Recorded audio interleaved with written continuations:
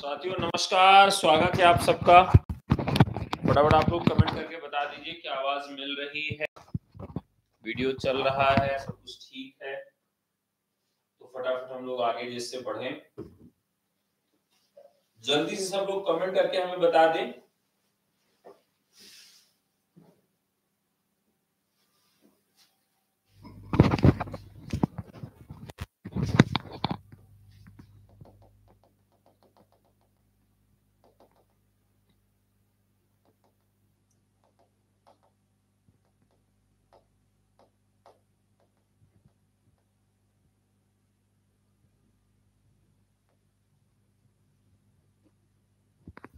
कल हम लोगों ने भी प्रैक्टिस किया था, उसके पहले भी प्रैक्टिस किया और लगातार प्रैक्टिस हम लोग रोज कर रहे हैं। तो साथियों आज फिर से हम लोग आ चुके हैं मैदान में, कुछ और महत्वपूर्ण प्रश्नों की श्रृंखला आज करेंगे। तो आज का सबसे पहला प्रश्न है प्रेमचंद युग को युग कहने का आधार है। तो कल ही हम लोगों ने इस पे चर्चा किया था। इसका राइट आंसर था उपन्यास। ठीक है, अगला प्रश्न है, नाटक को पंचम वेद मानने वाले हैं या थे? पंचम वेद, वेदों की बात करें तो वेदों की संख्या कितनी है? वेदों की संख्या है 5 कि 4 है? नहीं, 4 है। तो जब वेदों की संख्या 4 है तो पंचम वेद की अवधारणा क्यों आई? तो इसलिए आई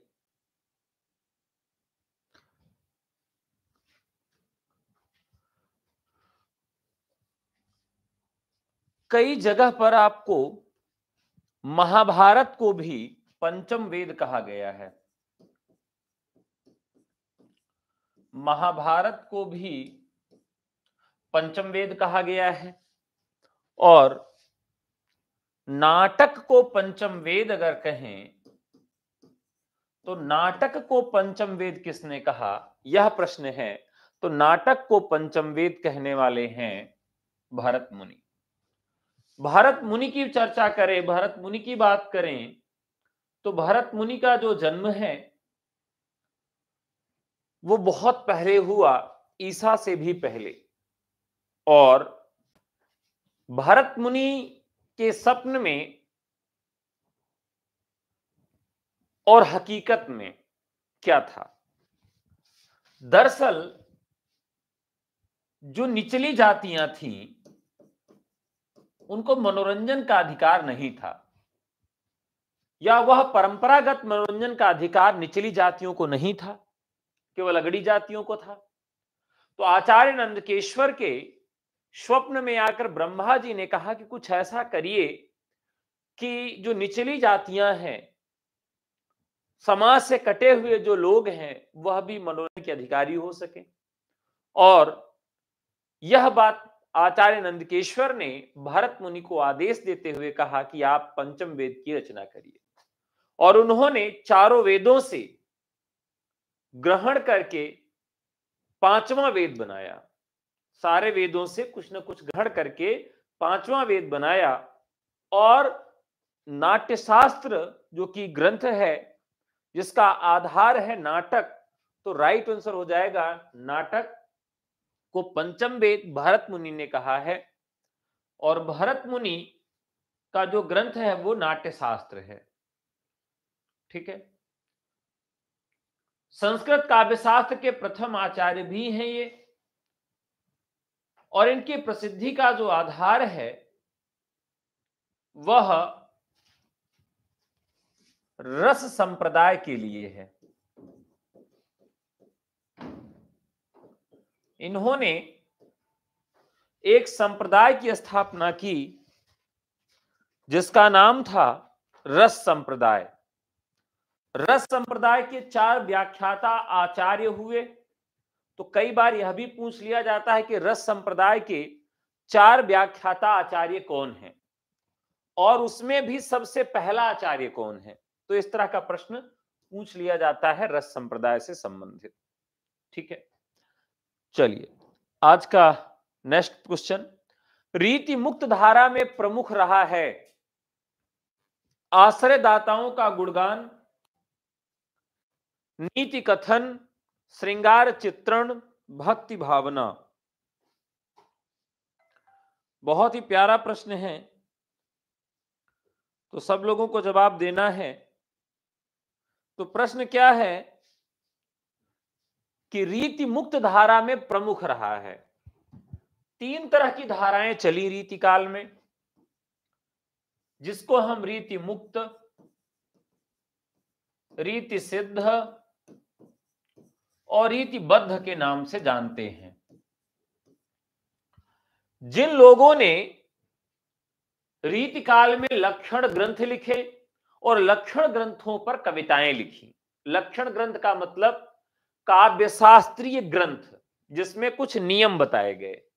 क्या बताए गए? नियम बताए गए कि भाई अगर कोई नायिका है तो नायिका को किस तरीके के वस्त्र पहनने चाहिए, नायिका को रोना कैसे, हंसना कैसे है, नायक से संवाद कैसे करना है, यह सब कविता में किस रस को रखा जाए, किस अलंकार को रखा जाए, कविता कहेंगे किसको, इस तरह की बहुत सारी चीजें हैं जो नियम के रूप में लिखा गया। तो जो नियम के रूप में लिखा गया और जिसने वो नियम लिखे और स्वयं उस नियम को सिद्ध करने के लिए उदाहरण के लिए कविताएं भी लिखी, यानी उन्होंने उदाहरण भी लिखे और नियम भी लिखे। ऐसे जो रीतिकालीन लोग थे उनको आचार्य कवि कहा गया, यानी कि आचार्य कहा गया। कुछ लोगों ने कहा कि ठीक है भाई, हम आपका नियम तो मान लेंगे, जो आपने नियम लिख दिया है, लेकिन हम कविता नहीं लिखेंगे। ऐसे थे? नहीं, ऐसे लोग थे जिन्होंने नियम माना लेकिन कविता लिखा। तो कुछ लोग ऐसे भी थे जिन्होंने उसको नियम मानकर कविता लिख दिया और ऐसे लोगों को सिद्ध कहा गया, यानी कि रीति सिद्ध कवि। कुछ लोग ऐसे थे जिन्होंने न तो लक्षण ग्रंथ लिखा और ना ही उसके अनुरूप कोई कविता लिखी, उन्होंने सारे नियम तोड़ दिए, उसको रीति मुक्त कहा गया। ठीक है, लेकिन बच्चन सिंह की बात करें तो बच्चन सिंह ने जो काल विभाजन किया रीति काल में वह एकदम अलग है। जानते हैं आप रीति काल का विभाजन? बताइए, बच्चन सिंह ने रीति काल का जो विभाजन किया वो किस नाम से किया है?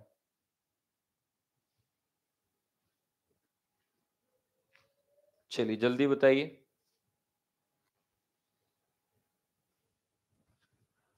दरअसल अब यहां पर जो प्रश्न है, रीति मुक्त धारा में प्रमुख रहा है आश्रयदाता का गुणगान, नीति कथन, श्रृंगार चित्रण या भक्ति भावना।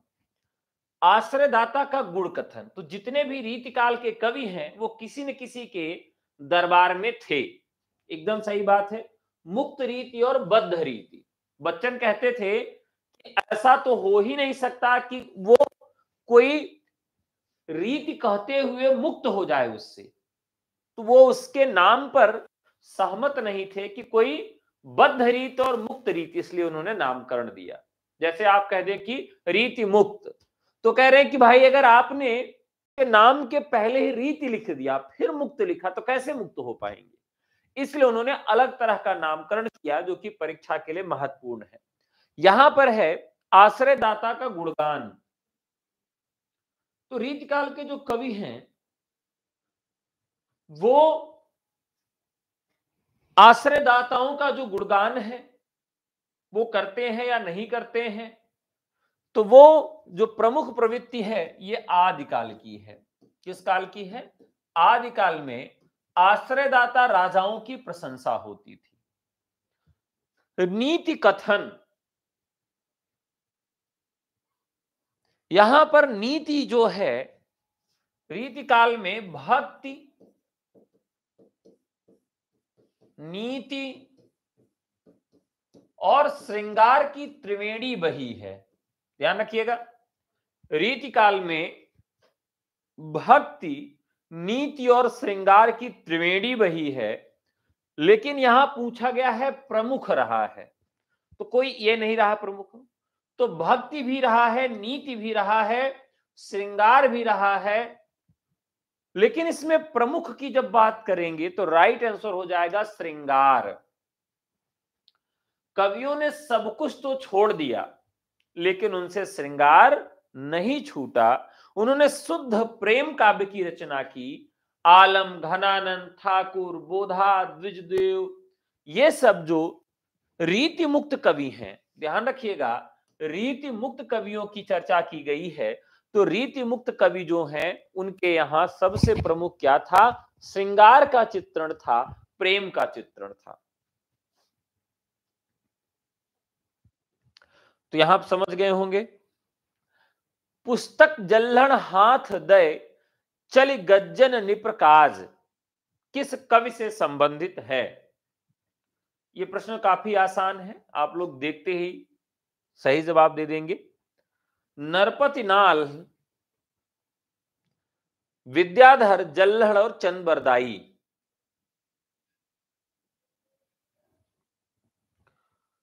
चलिए, यहां पर पृथ्वीराज रासो से संबंधित बहुत सारे प्रश्न पूछे जाते हैं।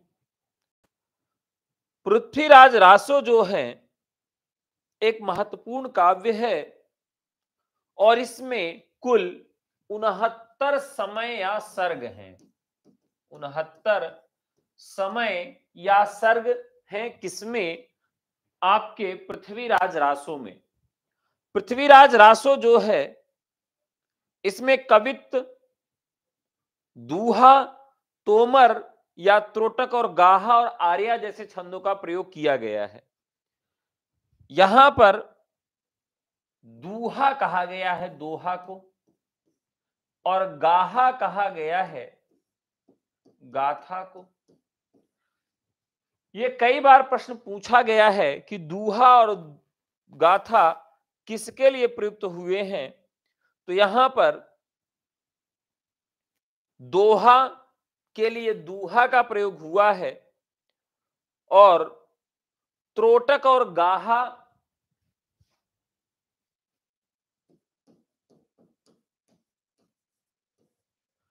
तो मुख्य रस जो है इसका वह क्या है? बाणभट्ट राव के पुत्र ने इसे पूरा किया है, जिनका नाम जल्हण भट्ट राव था। यह पूरा नहीं लिखा गया था।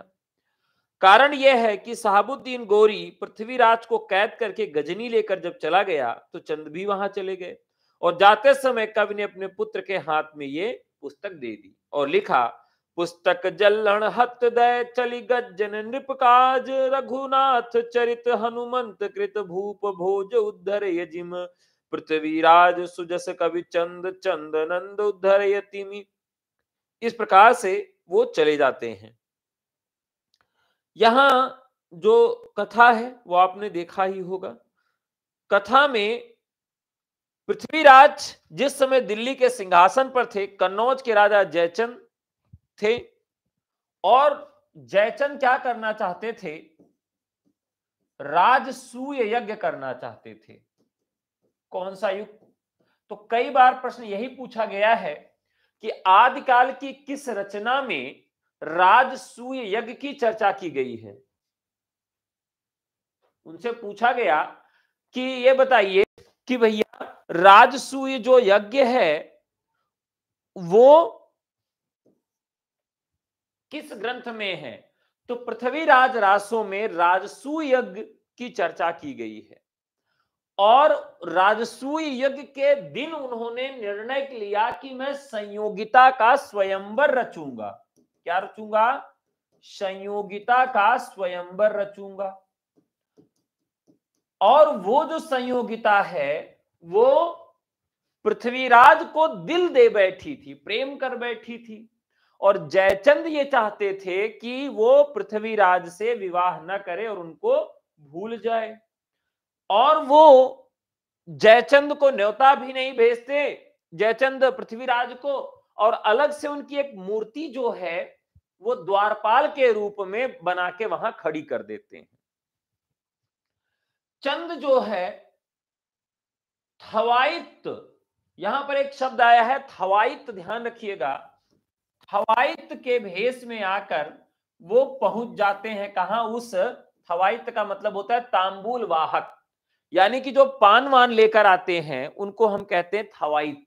तो थवाइत को लेकर क्या उस वेश में जो है वो पृथ्वीराज कन्नौज में प्रवेश कर जाते हैं और अपना संयोगिता को वहां से उठाकर लेकर चले जाते हैं। तो संयोगिता स्वयंवर की जो कथा है वो कहां पर दी गई है, कई बार परीक्षा में तो यह भी प्रश्न पूछ लिया गया है, तो यह भी याद रखिएगा। यह भी पूछा जाता है कि पृथ्वीराज रासो जो है इसमें कितने खंड हैं और इसके संस्करण कितने हैं, तो पृथ्वीराज रासो का संस्करण भी पूछ लिया जाता है।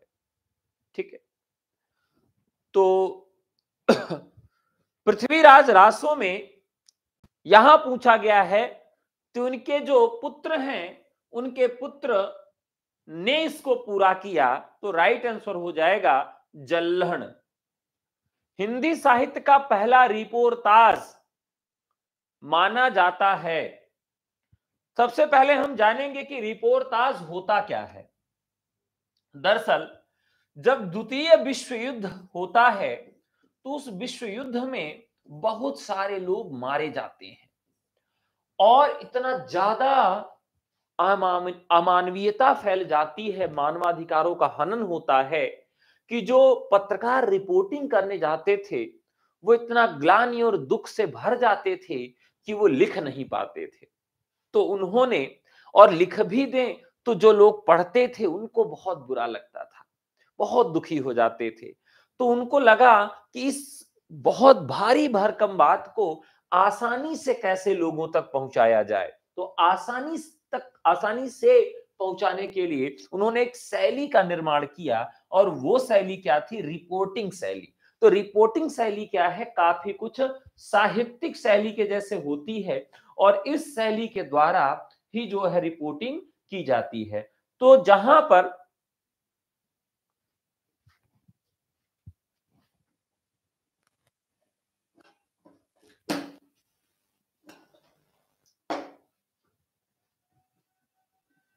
एक मिनट रुकिएगा, थोड़ा सा मुझे लगता है कुछ शॉर्ट सर्किट हुआ है।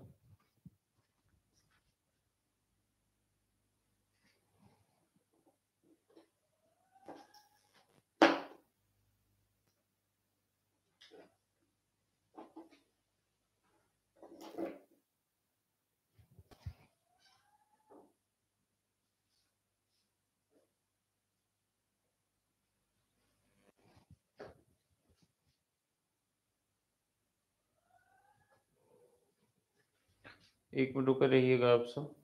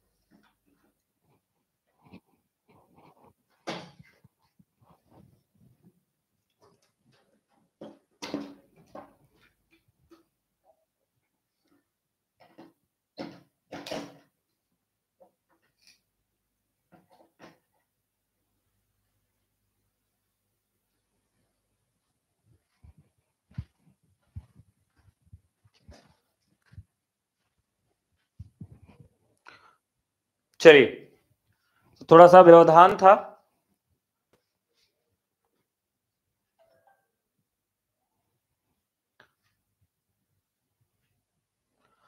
व्यवधान था थोड़ा सा, ये शॉर्ट सर्किट हुआ था और ये बोर्ड का प्लग खराब हो गया।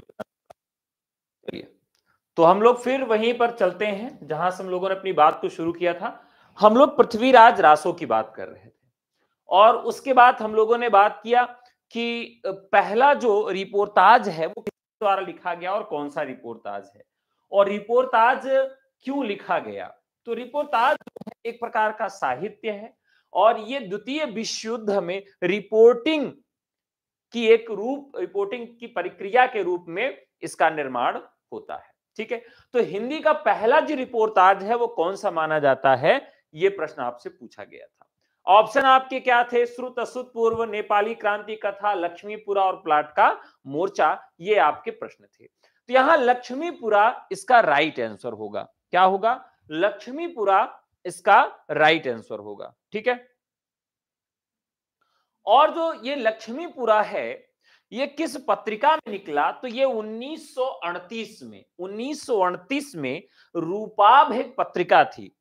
1938 में एक रूपाभ पत्रिका थी, उसी में ये छपा था। ठीक है, और 1952 में प्लाट का मोर्चा, शमशेर बहादुर का रिपोर्टाज है, और नेपाली क्रांति कथा। ठीक है, श्रुत अश्रुत पूर्व की बात करें तो फणेश्वर नाथ रेणु का ये रिपोर्टाज माना जाता है।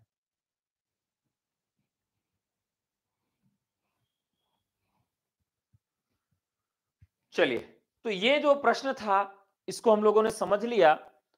अब नेक्स्ट क्वेश्चन की तरफ चलते हैं।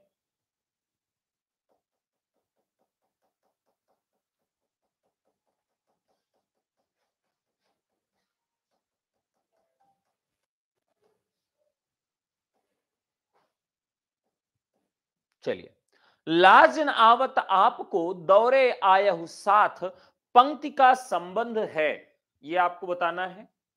चलिए जल्दी जल्दी बताइए, इसका संबंध किससे है?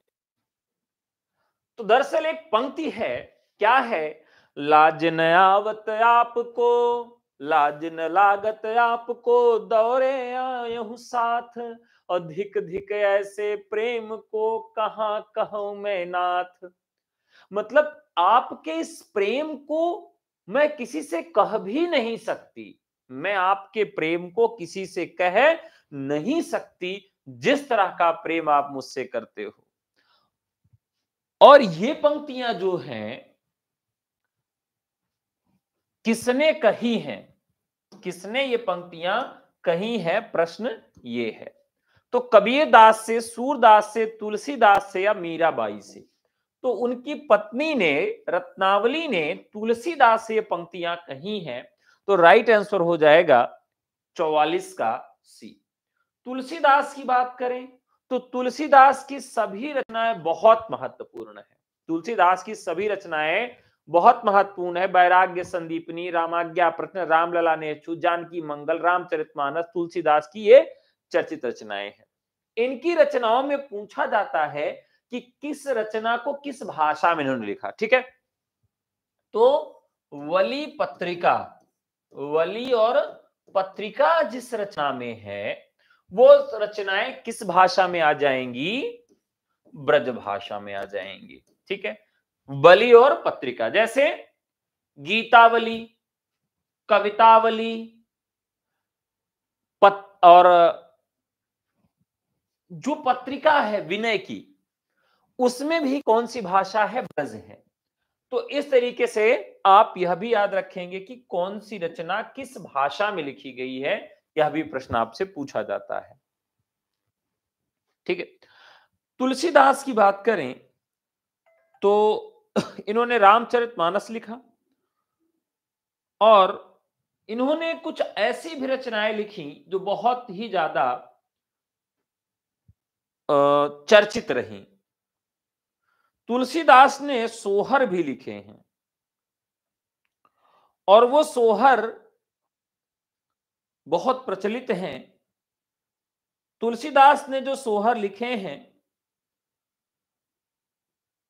वो सोहर अगर आप देखें तो वो पृष्ठभूमि कहां की है, तो पृष्ठभूमि है अवध की। अवध की पृष्ठभूमि में उन्होंने सोहर लिखा, और वो सोहर किस ग्रंथ में लिखा, ठीक है। तो उन्होंने अलग अलग ओकेजन, अलग अलग समयों के लिए उन्होंने रचनाएं लिखी। जैसे रामलला नहछू, तो नहछू क्या है, नहछू क्या है बताइए।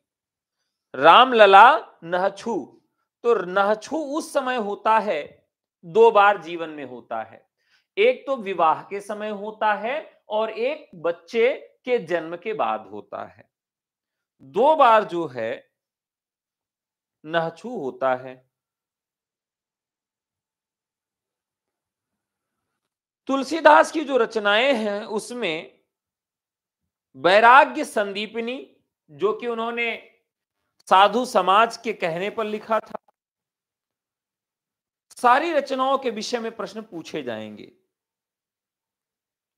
रामचरितमानस की जो तिथि है वो भी पूछी जाएगी, तो 1574 में उन्होंने रामचरितमानस को लिखा है, यह भी आपको याद रखना होगा। ठीक है, चलिए। रामचरितमानस जो है, कवितावली और गीतावली जो है, इसकी पंक्तियां भी खूब पूछी जाती हैं।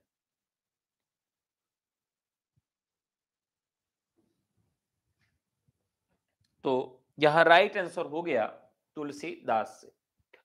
आदिकाल के काव्यों की प्रधान भाषा क्या थी, नाखून काटने के लिए, हाँ एकदम सही बात है। आदिकाल के काव्यों की प्रधान भाषा क्या थी, खड़ी बोली, डिंगल पिंगल मिश्रित, पाली और प्राकृत।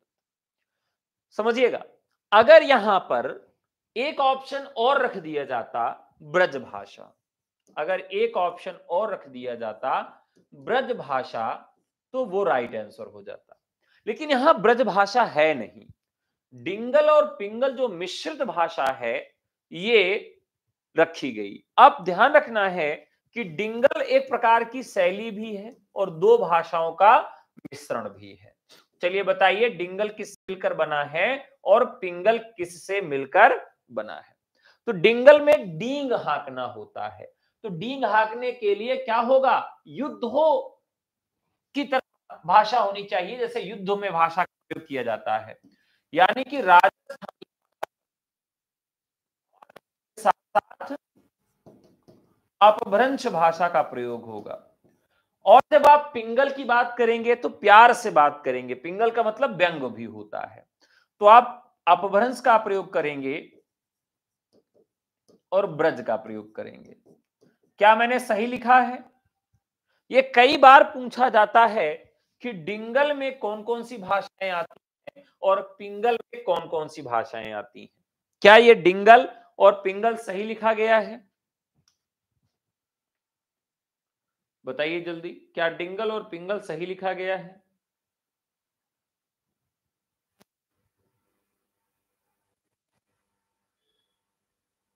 चलिए, दरअसल हम पिंगल शैली की बात करें तो पिंगल में चारण कवियों ने श्रृंगार की कविताएं लिखी हैं। अपभ्रंश व राजस्थानी में डिंगल और ब्रज भाषा व राजस्थानी में पिंगल। अच्छा, ठीक है, एकदम सही बात है। तो पिंगल जो है ये किससे मिलकर बनी है, ये राजस्थानी से मिलकर बनी है। राजस्थानी दोनों में रहेगा, बस एक में ब्रज रहेगा, एक में अपभ्रंश रहेगा। पिंगल में जो रचनाएं लिखी गई उसमें किस तरह की खास बात थी, तो पिंगल में चारण कवियों ने लिखा, चारण कवियों ने इसके ऊपर रचना लिखा, और पिंगल में श्रृंगार परक रचनाएं लिखी गई हैं। किस तरह की श्रृंगार परक रचनाएं लिखी गई हैं, किसमें लिखी गई हैं, वह सब पिंगल में लिखी गई। याद रखिएगा, पिंगल में किस तरह की रचनाएं लिखी गई हैं, तो चारण कवियों के द्वारा श्रृंगार परक रचनाएं लिखी गई हैं। और डिंगल शैली में वीर रस की रचनाएं अधिक लिखी गई हैं। वीर रस की रचनाएं अधिक लिखी गई हैं किसमें? डिंगल में। चलिए अगला प्रश्न, चितवन की छाह के रचनाकार कौन है? चितवन की छाह की रचनाकार कौन है? दरअसल ये जो निबंध है 1953 का है। किसका निबंध है? तो ये हम एक ट्रिक से आज इनके निबंधों को आपको याद कराते हैं। प्रथम निबंध संग्रह है चितवन की छाह। हल्दी दूब, हल्दी दूब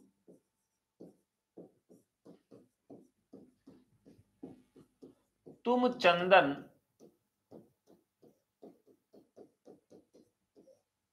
हल्दी दूब तुम चंदन हम पानी, मेरे राम का मुकुट भीग रहा है, मेरे राम का मुकुट भीग रहा है,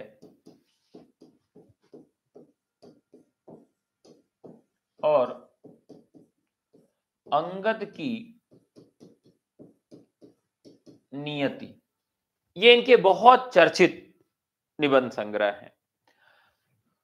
तो ये निबंध जो मेरे राम का मुकुट भीग रहा है, कई बार परीक्षा में पूछा गया है कि यह किस विधा की रचना है। क्या पूछा गया है? कि यह किस विधा की रचना है। अंगद की नियति तो मान लीजिए महत्वपूर्ण है ही है, और तुम चंदन हम पानी ये भी कई बार पूछा गया है। और इनका पहला जो निबंध संग्रह है चितवन की छाह है, तो राइट आंसर क्या हो जाएगा? विद्यानिवास मिश्र जी। यात्रिक शीर्षक यात्रावृत्त की लेखिका हैं। यात्रिक शीर्षक से किसने लिखा है? ठीक है, तो चित्रा मुद्गल, मन्नू भंडारी, मृणाल पांडे या शिवानी। तो ये 1980 में लिखा गया, और यात्रा आप कहां के लिए करते हैं? तो शिव के दर्शन के लिए, यानी कि क्या राइट आंसर हो जाएगा? शिवानी हो जाएगा।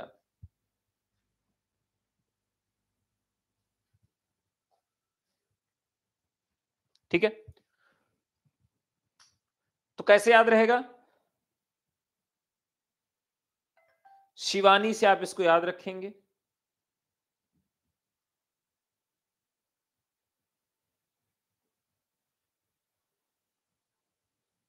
चलिए,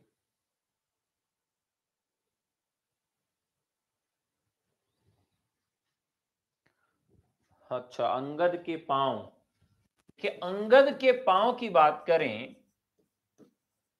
अंगद के पांव और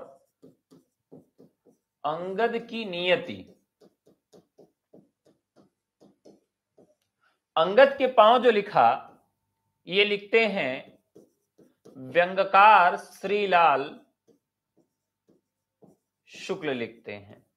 ठीक है, और अंगद की नियति, यह तो हम लोग चर्चा कर ही चुके हैं, दोनों निबंध हैं। यात्रिक शीर्षक से अब यात्रा वृत्तांत की शुरुआत किसने की, किस युग में हुई? तो यात्रा वृत्तांत की जो शुरुआत होती है, यात्रा वृत्तांत किसने लिखना शुरू किया? तो भारतेंदु ने लिखा शुरू किया, यानी कि भारतेंदु युग से इस नई विधा का जन्म होता है। नेक्स्ट, निराला के जीवन पर 3 खंडों में जीवनी लिखने वाले रचनाकार कौन है? निराला के जीवन पर रामविलास शर्मा है। रामविलास शर्मा ने जो रचना लिखी वो किस नाम से लिखी है? उन्होंने लिखा निराला की साहित्य साधना, और तीनों खंड की डेट भी पूछ ली जाती है कई बार, तो डेट जो है वह आप सब बताएंगे। 1969 में इसका पहला भाग निकाला जाता है। 1969 में इसका पहला भाग निकाला जाता है, और फिर 3 साल बाद 1972 में, और फिर 4 साल बाद 1976 में। तो रीजनिंग के जैसे याद करेंगे, पहला 69 में, दूसरा 3 साल बाद और तीसरा 4 साल बाद उसके यह निकाला जाता है। तो निराला की साहित्य साधना बहुत महत्वपूर्ण है। सभा की सभ्यता शीर्षक संस्मरण के लेखक कौन हैं? सभा की सभ्यता,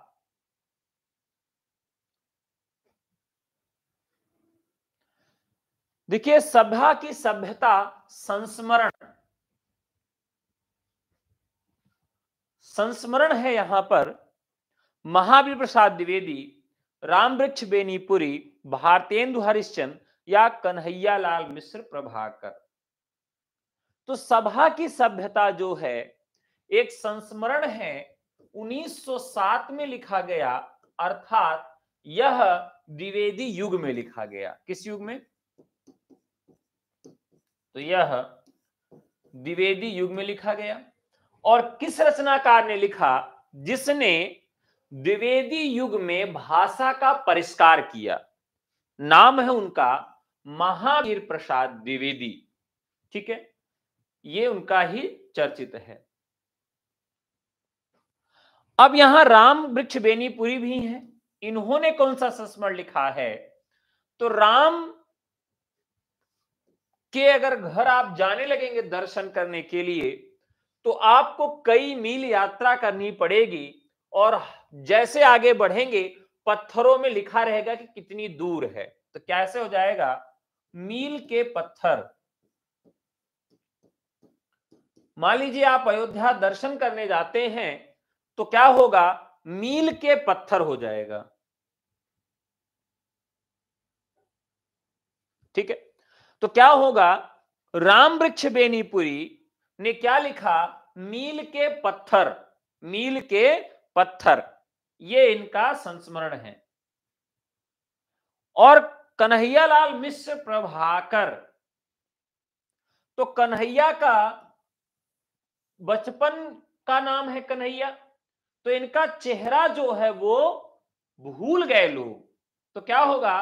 भूले हुए चेहरे, संस्मरण है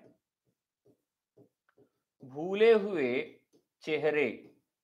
तो कैसे याद रहेगा कि कन्हैया का चेहरा लोग भूल गए, राम का दर्शन करने जाएंगे तो मील का पत्थर लगा होगा, और महावीर प्रसाद द्विवेदी की सभ्यता, सभा की सभ्यता, ये महत्वपूर्ण है। नेक्स्ट क्वेश्चन की तरफ बढ़ेंगे। लॉर्ड कर्जन और उसकी नौकरशाही पर चुभते व्यंग निबंध किसने लिखे? दरअसल 1904 से 1905 का जो समय है, ये समय भारत में बंगाल विभाजन का समय है। अंग्रेज चाहते थे कि भारत का विभाजन कर दिया जाए, और इसलिए उन्होंने बंगाल का विभाजन सबसे पहले किया, और उसको लेकर बंग भंग आंदोलन भी चलाया गया। ठीक है, तो उस विभाजन को लेकर बाल मुकुंद गुप्त ने शिव शंभू का चिट्ठा लिखा। ध्यान रखिएगा, शिव शंभू के चिट्ठे।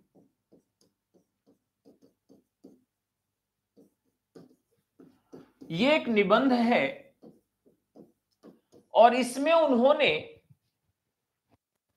जो लॉर्ड कर्जन साहब थे, उनको भर भर के गालियां दी अपने साहित्यिक शब्दों में, क्योंकि और जब पूरा निबंध लिख लेते थे तो यह भी कह देते थे कि मुझ भंगड़ को आप माफ करिएगा। तो उस समय क्या था कि आप अगर नशा करके किसी को गाली देते हैं तो उतनी सजा आपके लिए नहीं थी। तो शिव शंभू के जो चिट्ठे है, इस तरह का एक निबंध है।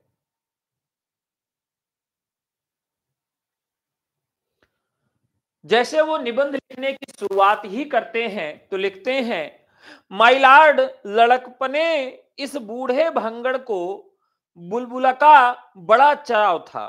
किसका? बुलबुल का बहुत बड़ा चाव था। गांव में कितने ही शौकीन बुलबुलबाज थे, वह बुलबुलें पकड़ते थे, पालते थे, लड़ाते थे। बालक शिव शंभू शर्मा बुलबुलें लड़ाने का चाव नहीं रखता, केवल एक बुलबुल को हाथ पर बिठाकर ही प्रसन्न होना चाहता है। इस तरीके की शुरुआत वो करते हैं और ये भारत मित्र में 11 अप्रैल 1903 में छपता है। भारत मित्र एक पत्रिका थी, 1903 में ये उस पत्रिका में पहली बार छपता है। और किस तिथि को छपता है? तो 11 अप्रैल को, 11 अप्रैल 1903 को पहली बार ये भारत मित्र पत्रिका में छपता है और पुस्तकाकार रूप में ये 1904 और 5 में आ जाता है। ठीक है, तो बहुत ही चर्चित यह चिट्ठा है उनका। आगे बढ़ते हैं। ये बाकी जो निबंधकार हैं, निबंधकार सभी उतने महत्वपूर्ण नहीं है, कुछ ही निबंधकार ऐसे हैं जिनको आप उंगलियों पर याद करें और याद रहने चाहिए। ठीक है,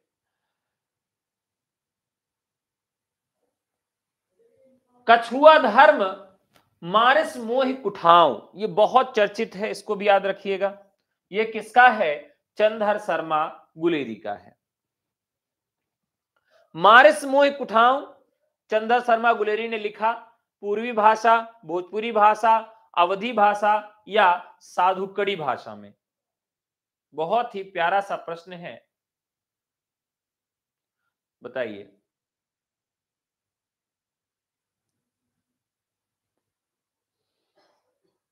अब यहां पर ये प्रश्न जो है ये गलत टाइप हो गया है, लिखा तो उन्होंने इसको खड़ी भाषा में ही है। ठीक है, अब प्रश्न यहां पर जो आपसे पूछा गया है वो टाइपिंग मिस्टेक है। यहां प्रश्न होगा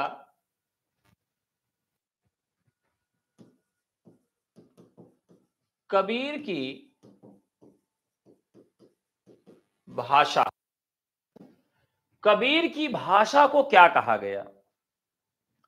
पूर्वी भाषा, भोजपुरी, अवधी या साधुकड़ी? तो आप सब जानते हैं कि कबीर की भाषा को साधुकड़ी कहा गया। क्या कहा गया? साधुकड़ी कहा गया। लेकिन इनकी भाषा को अलग अलग लोगों ने नाम दिया। ठीक है,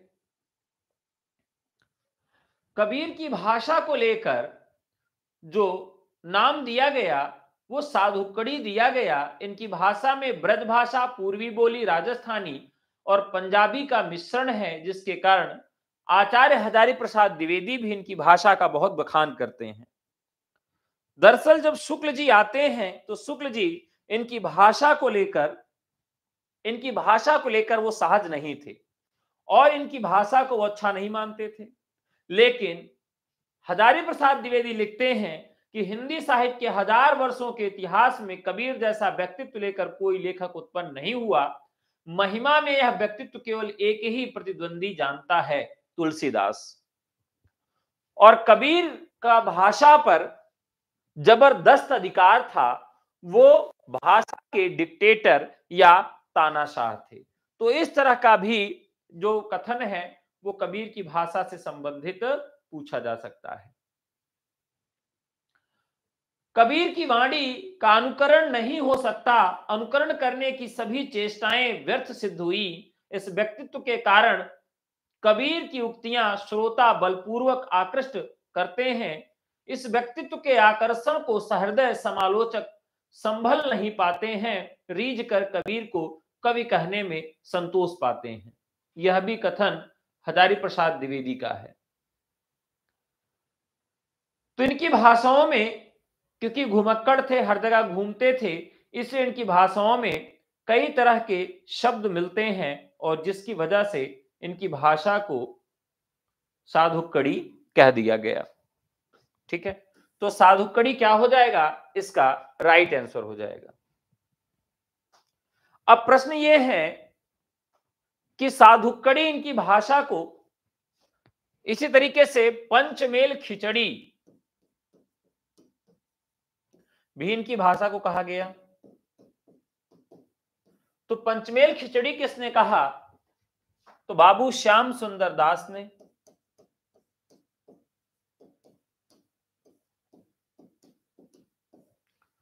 श्याम सुंदर दास ने इनकी भाषा को पंचमेल खिचड़ी कहा है।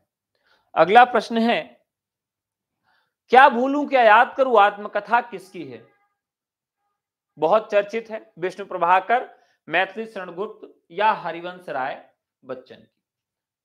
क्या भूलूं क्या याद करूं, नीड का निर्माण फिर से, बसेरे से दूर, यह भी इनका आत्मकथा है। यह आत्मकथा जो लिखी गई 1969 में, 1969, 1970, 1978। तो बच्चन सिंह की आत्मकथा जो है सबसे अंत में जो लिखी गई 10 द्वार से सोपान तक, वो 1985 में लिखी गई। इनकी रचनाओं का क्रम पूछा जा सकता है कि किस क्रम में इन्होंने लिखा। तो क्या भूलूं क्या याद करूं 1969 में, नीड का निर्माण फिर 1970 में, बसवेरे से दूर 1978 में, और 10 द्वार से सोपान तक 1985 में। तो ये क्रम इसका याद रहेगा। कैसे याद रखेंगे? तो यहां पर एक एक शब्द लिख लेते हैं। क्या भूलूं याद करूं, क्या याद करूं में से हमने क्या ले लिया? नीड का निर्माण फिर से, यहां से हमने ले लिया क्या? नीड। दूसरा, तीसरा है बसेरे से दूर, क्या नीड बसेरे, और चौथा क्या है? 10 द्वार से सोपान तक, क्या नीड बसेरे से 10 किलोमीटर है? इस तरीके से याद रखेंगे तो ये याद रहेगा। क्या नीड बसेरे से 10 किलोमीटर है? ये आपकी ट्रिक हो गई। कोई पूछ रहा है कि क्या नीड बसेरे से 10 किलोमीटर है, तो ऐसे याद हो जाएगा, क्या से क्या भूलूं क्या याद करूं, नीड से नीड का निर्माण, बसेरे से दूर, 10 से 10 द्वार से सोपान तक, ये हो गया। इसी तरीके से कुछ आत्मकथाएं जो हैं वो आपको याद रखनी पड़ेंगी। परीक्षा के दृष्टिकोण से कुछ आत्मकथाएं बहुत महत्वपूर्ण है। जैसे हिंदी की प्रथम आत्मकथा गद्य में लिखी गई या पद्य में लिखी गई, या गद्य और पद्य दोनों में लिखी गई, और किस भाषा में लिखी गई, ये आप सब मुझे कमेंट करके बताएंगे। नेक्स्ट क्वेश्चन है, ज्ञानाश्रयी शाखा से संबंधित हैं। जब हम भक्ति काल का विभाजन करते हैं तो भक्ति का जो विभाजन होता है वो 2 आधारों पर होता है। किस किस आधार पर? तो एक तो ज्ञान के आधार पर, ठीक है, एक तो ज्ञान के आधार पर, जिसको हम क्या कह देते हैं? ज्ञानाश्रयी शाखा कह देते हैं। अब जो ये ज्ञानाश्रयी शाखा है, इसमें ज्ञान को महत्व दिया गया और एक जगह प्रेम को महत्व दिया गया, ज्ञान और प्रेम को। और ये दोनों जो भक्ति भावना है ये निर्गुण से ओतप्रोत है। निर्गुण कहने का तात्पर्य क्या होता है? क्या उसमें गुण नहीं होते? तो यहां पर उसका तात्पर्य निर्गुण का यह नहीं होता, ठीक है। तो ज्ञान से ज्ञानाश्रयी बन गया, प्रेम से क्या बन गया? प्रेमाश्रयी बन गया।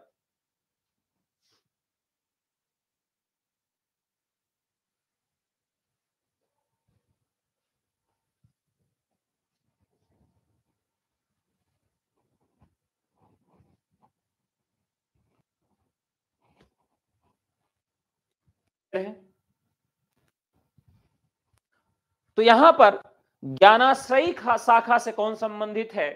तो जहां ज्ञान को महत्व दिया जाता है, कबीरदास ज्ञान को महत्व देते हैं, सूरदास कृष्ण को महत्व देते हैं, मीराबाई है सगुण लेकिन संप्रदाय निरपेक्ष हैं। तुलसीदास भी राम को महत्व देते हैं और सगुण में आते हैं। कबीर यहां पर आपका राइट आंसर हो जाएगा। कबीर किस भाषा का शब्द है? आपको बताना है कि कबीर किस भाषा का शब्द है और कबीर शब्द का अर्थ क्या होता है।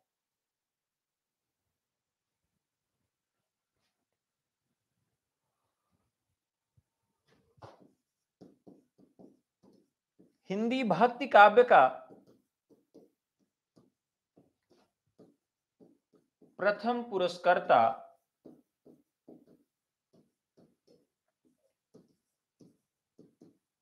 कबीर है, ये कथन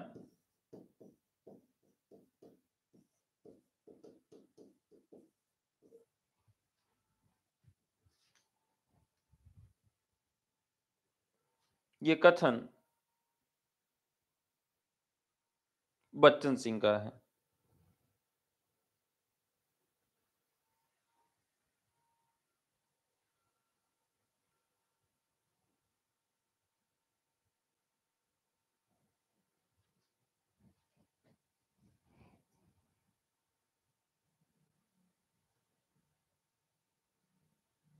ठीक है,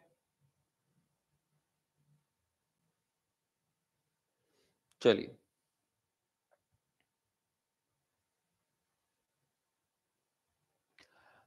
अगला प्रश्न।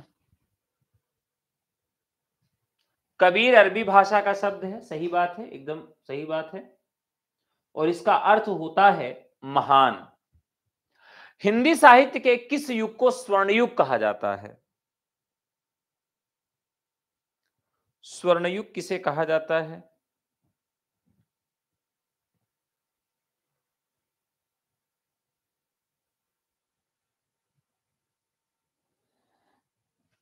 स्वर्णयुग किसे कहा जाता है? दरअसल स्वर्णयुग और स्वर्णकाल में काफी अंतर है। यहां पूछा गया है स्वर्णयुग, ठीक है, स्वर्णयुग किसने कहा है? तो हिंदी साहित्य के भक्तिकाल को ग्रियर्सन ने स्वर्णयुग कहा।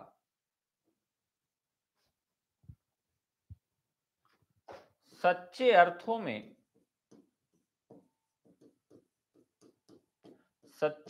में हिंदी साहित्य का प्रथम इतिहास वह भी ग्रियर्सन ने कहा है। और ये किसको कहा है? भक्तिकाल को कहा है। तो सच्चे अर्थों में ग्रियर्सन ने स्वर्ण युग कहा। और the modern vernacular literature of Hindustan में लिखा। इसमें इन्होंने कितने कवियों को शामिल किया है? तो उन्होंने the modern vernacular literature of Hindustan में 952 कवियों को सम्मिलित किया है। अगला प्रश्न है, महादेवी वर्माकृत संस्मरण नहीं है। महादेवी वर्माकृत संस्मरण नहीं है। स्मृति की रेखाएं, पथ के साथी, अतीत के चलचित्र और हमारे आराध्य, बताइए। संस्मरण यहां पर नहीं है। तो स्मृति की रेखाएं, इनका संस्मरण है, पथ के साथी भी है और अतीत के चलचित्र भी है, ठीक है। अब यहां पर हमारे आराध्य यह नहीं है, ठीक है। यहां पर बनारसी दास के द्वारा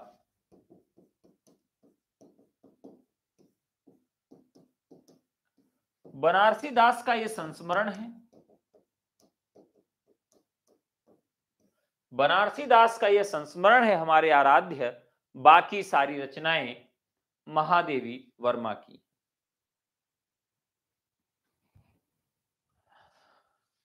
अर्थार्जन की अपेक्षा श्रम को महत्व देने वाले निबंधकार हैं, माने पैसे को उतना महत्व नहीं देते हैं। और इस दृष्टिकोण से एक ऐसे निबंधकार हैं जो केवल 6 निबंध लिखकर साहित्य में अमर हो जाते हैं। कई बार प्रश्न पूछा गया है, मजदूरी और प्रेम, आचरण की सभ्यता, सच्ची वीरता, पवित्रता, कन्यादान, अमेरिका का मस्त कवि वाल्ट व्हिटमैन।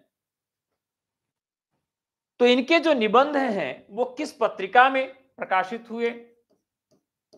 तो सरस्वती पत्रिका में इनके निबंध प्रकाशित होते हैं।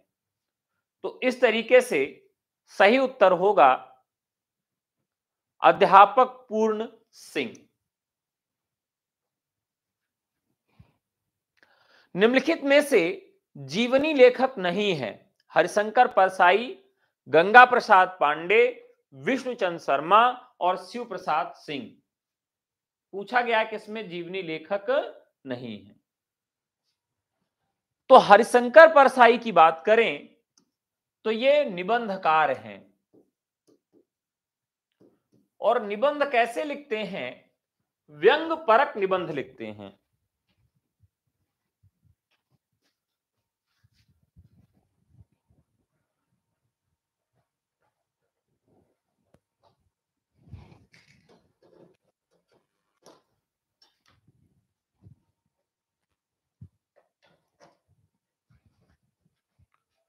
तो निबंध कैसे लिखते हैं? तो ये व्यंग परक निबंध लिखते हैं और बाकी इन्होंने जीवनी नहीं लिखी है। शिव प्रसाद सिंह ने अरविंद की जीवनी लिखी है। विष्णुचंद शर्मा ने समय साम्यवादी नाम से राहुल सांकृत्यायन की जीवनी लिखी है। याद रखिएगा, समय साम्यवादी के नाम से राहुल सांकृत्यायन की जीवनी लिखी गई।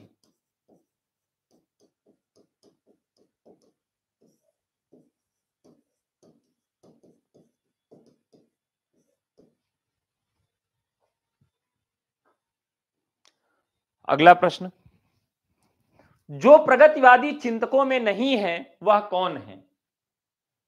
ये बहुत ध्यान से समझिएगा कि कौन सा कवि प्रगतिवादी है, कौन सा कवि मार्क्सवादी है, इस तरह का प्रश्न बन सकता है। तो यहां पर बताना है कि कौन प्रगतिवादी नहीं है। हम बात करेंगे तो भोला शंकर व्यास ये प्रगतिवादी नहीं है। त्रिलोचन, नामवर सिंह और रामस्वरूप चतुर्वेदी प्रगतिवादी चेतना के लेखक हैं। आपके भोला शंकर व्यास नहीं है। आदिकाल के साहित्य में उपेक्षित रहा धार्मिक चेतना, आश्रयदाता प्रशंसा, सामाजिक चेतना या राष्ट्रीय चेतना। तो जो आदिकाल का समय है, यहां धार्मिक चेतना तो थी, आश्रयदाता की प्रशंसा भी थी, सामाजिक चेतना भी थी, लेकिन राष्ट्रवाद नहीं था, राष्ट्रीय चेतना नहीं थी। क्योंकि बहुत सारे राज्य थे, कई राजा थे और उनको अपना राज्य ही राष्ट्र लगता था, पूरा देश उनके लिए राष्ट्र नहीं था। तो इसलिए राष्ट्रीय चेतना 59 का डी। अरे यायावर रहेगा याद के रचनाकार कौन है? बहुत प्यारा सा प्रश्न है। और ये किस विधा की रचना है? तो ये यात्रा वृत्तांत है। और किस तरह का यात्रा वृत्तांत है? तो ये स्वदेश यात्रा वृत्तांत है। किसने लिखा है? तो अज्ञे ने लिखा है। ठीक है। तार सप्तक के कवियों को राहों के अन्वेषी किसने कहा? तार सप्तक के कवियों को राहों का अन्वेषी किसने कहा? तार सप्तक जो है, इसका नाम तो सप्तक है लेकिन आता 8 साल बाद है। जैसे पहला 1943 में आया, दूसरा 1951 में आया, तीसरा 1959 में आया और चौथा उसके 20 साल बाद 1979 में आया। जो पहला सप्तक है इसको प्रथम तार सप्तक न कह के तार सप्तक ही कहा जाता है। तो कई बार यही प्रश्न पूछ लिया जाता है किसमें तार सप्तक इसका नाम है या प्रथम तार सप्तक है। तो इसको हम किस नाम से जानते हैं? तार सप्तक के नाम से जानते हैं। तो तार सप्तक जो चलाया वो अज्ञेय ने चलाया और अज्ञेय जी ने जब ये चलाया तो उसकी भूमिका में लिखते हैं प्रयोगवादी कवियों को राहों का अन्वेषी उन्होंने कहा। और दूसरा तार सप्तक 1951 में। तो बहुत सारे लोग जो है इस पे आरोप लगाने लगे थे कि ये केवल प्रयोग है। तो कहते हैं कि तार सप्तक के कवि राहों के अन्वेषी हैं, तो ये बहुत ही महत्वपूर्ण हो जाएगा। बाकी चारों तार सप्तक में कौन कौन कवि आते हैं ये आप याद रखिएगा, परीक्षा के दृष्टिकोण से बहुत महत्वपूर्ण है। जगत विनोद किस कवि की रचना है? जगत विनोद किस कवि की रचना है? बताइए। देखिए, विनोद कौन करेगा? जब चांद निकलेगा तब लोग विनोद करेंगे। जैसे जितने भी गाने आते हैं उन गानों में देखिए तो चांद का बड़ा वर्णन रहता है। आधा है चंद्रमा रात आधी, रह न जाए तेरी मेरी बात आधी, मुलाकात आधी, आधा है चंद्रमा। चंद्रमा की बात जब आती है तो विनोद उसमें जरूर आता है ना। तो यहां कैसे याद रहेगा जगत के साथ विनोद कौन कर रहा है? तो पद्माकर जो है वो जगत के साथ विनोद कर रहे हैं। जगत विनोद जो है ये किस तरह का ग्रंथ है? तो ये रस विषयक ग्रंथ है। किस तरह का ग्रंथ है? तो यह रस विषयक ग्रंथ है और इसमें 6 प्रकाश में 731 दोहे हैं। 6 प्रकाश हैं और 731 है। तो रीतिकाल में जो ग्रंथ है उसका विषय भी आपसे पूछा जाएगा। जयद्रथ वध किसकी रचना है? अब यहां पर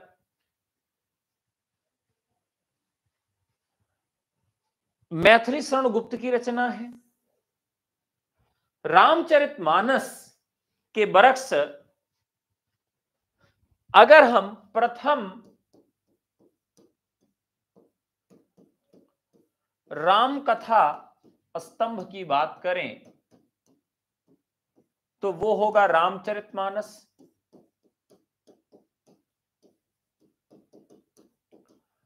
और यहां अगर हम द्वितीय कहें तो द्वितीय हो जाता है साकेत। तो साकेत काव्य किस लिए महत्वपूर्ण है? क्योंकि ये द्वितीय राम कथा माने जो अगर हम उसका अवलोकन करें तो इसका सेकंड पोजीशन आएगा, द्वितीय स्थान आएगा। ठीक है।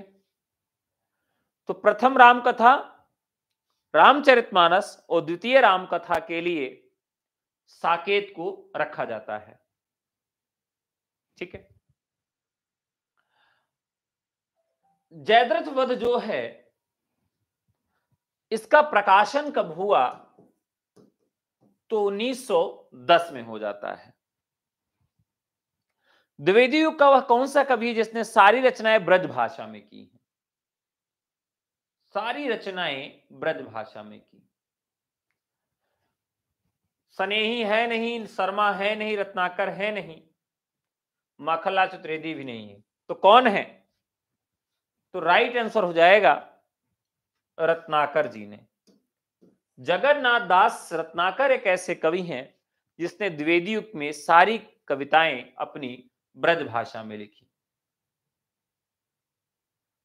ठीक है, गंगावतरण, उद्धव शतक, हिंडोला, श्रृंगार लहरी इत्यादि रचनाएं इन्होंने लिखी हैं। इंद्र जिमि जंभ पर बाड़व, सुवंभ पर रावण, संदबम पर रघुकुल राज है।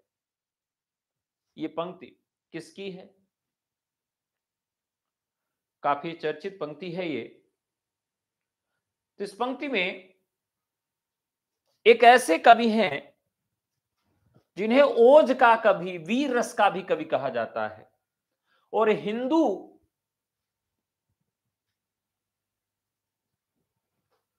जो हिंदू कवि हैं,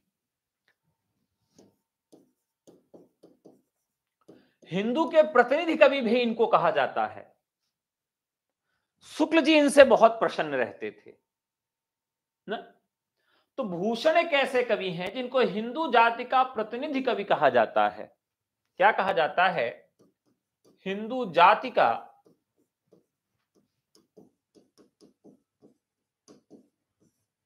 प्रतिनिधि कवि कहा जाता है भूषण को। तो यहां पर राइट आंसर क्या हो जाएगा? भूषण हो जाएगा।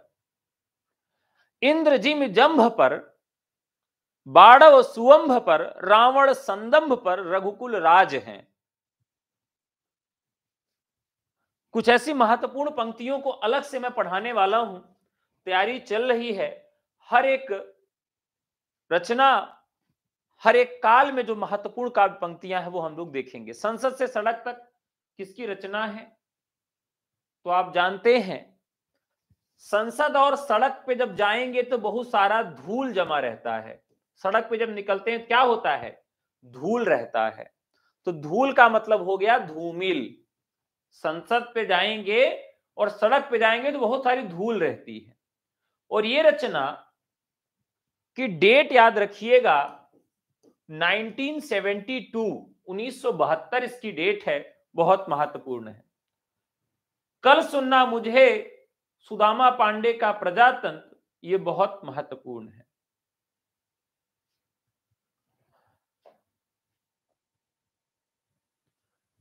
अब यहां बात करें मुक्तिबोध की, तो चांद का मुंह टेढ़ा है, भूरी भूरी खाक धूल, ये दो काव्य कृतियां जो हैं वो मुक्तिबोध की हैं। निराला की बात करें तो राम की शक्ति पूजा, सरोज स्मृति वह तोड़ती पत्थर, कुकुरमुत्ता बहुत चर्चित कविता है। देखिए, कुकुरमुत्ता कविता को रोज डे पे सबसे अधिक प्रयोग किया जाता है। ज्यादातर लोग कहते हैं अबे सुन बे गुलाब, भूल नहीं पाई खुशबू रंगो आप। तो यहां पर जो राइट आंसर होगा वो धूमिल होंगे। छायावाद को मधुचर्या कहने वाले कौन हैं? छायावाद को अलग अलग तरीके से लोगों ने व्याख्यायित किया। छायावाद को छोकरावाद भी कहा गया है। कहा गया है क्या? बताइए, छोकरावाद किस काल को कहा गया है?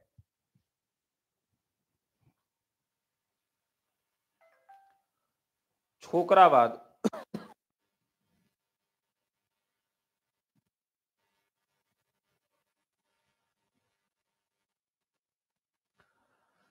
यहां पर मधुचर्या किसने कहा है?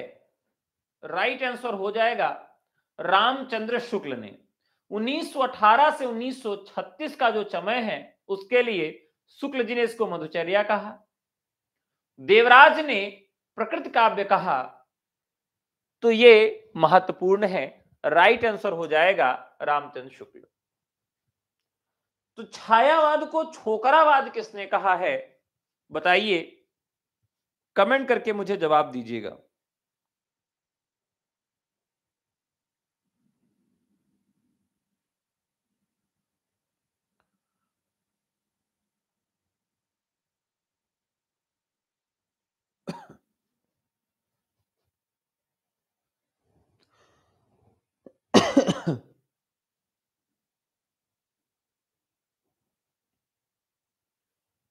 चलिए,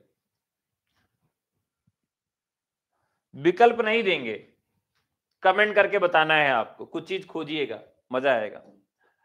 आधुनिक काल को गद्य काल किसने कहा है? आधुनिक काल को गद्य काल किसने कहा है? तो रामचंद्र शुक्ल ने कहा है। साय में धूप किसकी कृति है? तो साय में धूप 1975 गजल संग्रह है। सूर्य का स्वागत आवाजों के घेरे में और जलते हुए वन का वसंत, तो ये गजल संग्रह है, बहुत ही महत्वपूर्ण है। हिंदी में प्रगतिवाद कब आरंभ हुआ? तो 1936 में, जब से प्रगतिशील लेखक संघ की स्थापना होती है तो 1936 में इसकी शुरुआत होती है।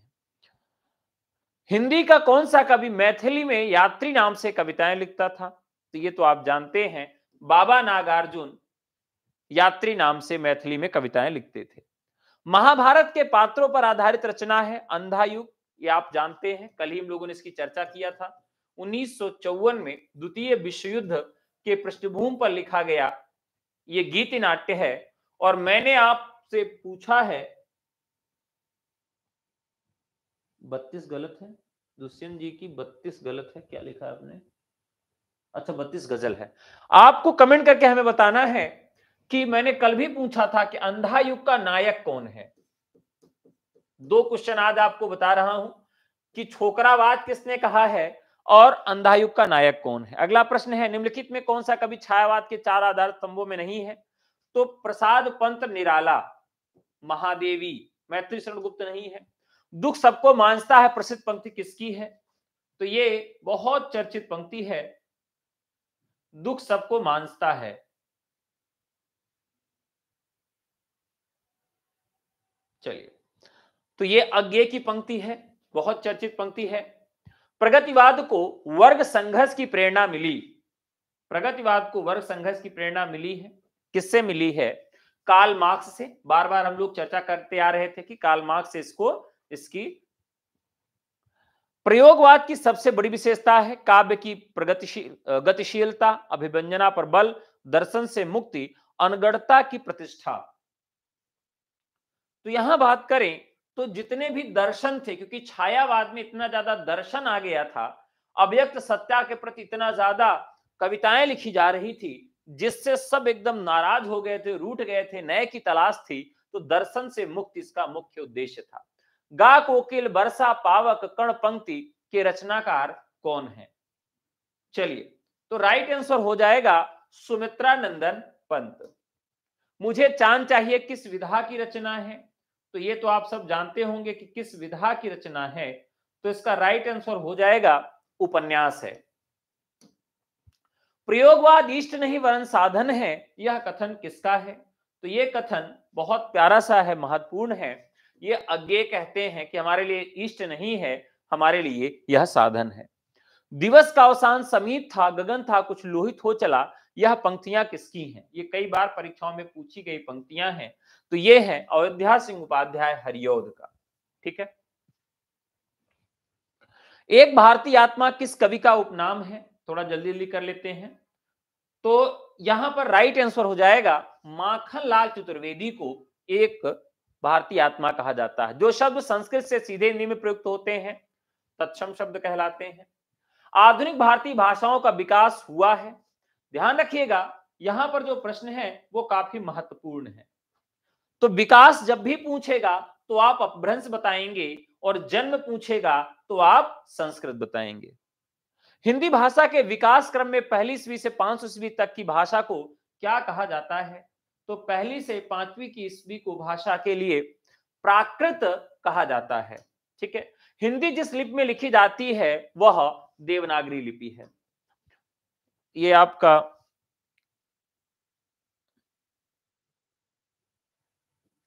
तो बस आज के लिए इतना ही। अगर आप बीपीएससी की परीक्षा की तैयारी करना चाहते हैं बचे हुए समय में, तो व्हाट्सएप करके हमसे जुड़ सकते हैं। हमारा नंबर है 9628959237 पर।